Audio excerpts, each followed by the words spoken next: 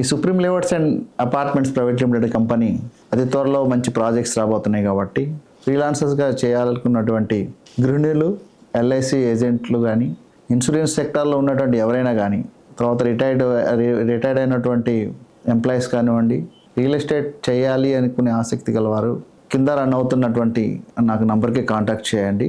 So దీంట్లో కూడా నేను ట్రైనింగ్స్ కూడా చెప్తాను. నేను అసలు ముందు లీడ్ ఎలా జనరేట్ చేసుకోవాలి, తర్వాత సైట్ విజిట్ ఏ విధంగా చేయాలి, సో డెమో ఎలా ఇవ్వాలి, రిజిస్ట్రేషన్ ఏ విధంగా ప్రాసెస్ ఉంటుంది, ఇవన్నీ కూడా మనము కలిసి మీరు నాకు మన హైటెక్ సిటీలో ఉన్నటువంటి ఆఫీస్లోకి వచ్చినట్లయితే నేను ఒక 2-3 డేస్ నేను ట్రైన్ చేస్తాను. సో ఆ ట్రైనింగ్లో మీకు అన్నీ కూడా ఏ విధంగా ఎక్కడి నుంచి ఏ విధంగా మీరు లీడ్ జనరేట్ చేసుకోవడం, ఏ విధంగా ఎలా లీడ్ జనరేట్ చేసుకోవాలి, డెమో ఏ విధంగా ఇవ్వాలి, తర్వాత సైట్ విజిట్ ఏ విధంగా చేసుకోవాలి, రిజిస్ట్రేషన్ ప్రాసెస్ ఎలా ఉంటుంది, పేమెంట్ని ఏ విధంగా కట్టించుకోవాలి, ప్లాట్ని ఏ విధంగా క్లోజ్ చేసుకోవాలి, ఇవన్నీ కూడా ట్రైనింగ్లో నేను మీకు చెప్తాను.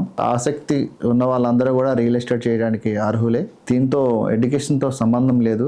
సో మనం చేస్తున్నదే రియల్ ఎస్టేట్ కాబట్టి ఈ రియల్గా ఉందాం. రియల్గా మీన్స్ ఏంటంటే అందరుగా రియల్గా లేరా అని కాదు నేను అంటుంది.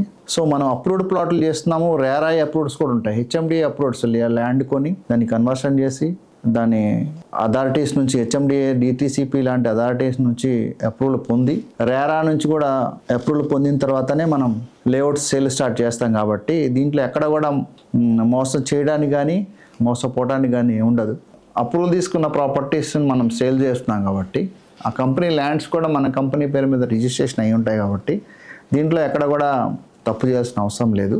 అందువలన మీరు ఇన్వెస్ట్ చేసుకోవాలన్నా, మార్కెటింగ్లోకి రావాలి అన్నా, సో కింద స్క్రోల్ అవుతున్నటువంటి నెంబర్కి కాంటాక్ట్ చేయండి.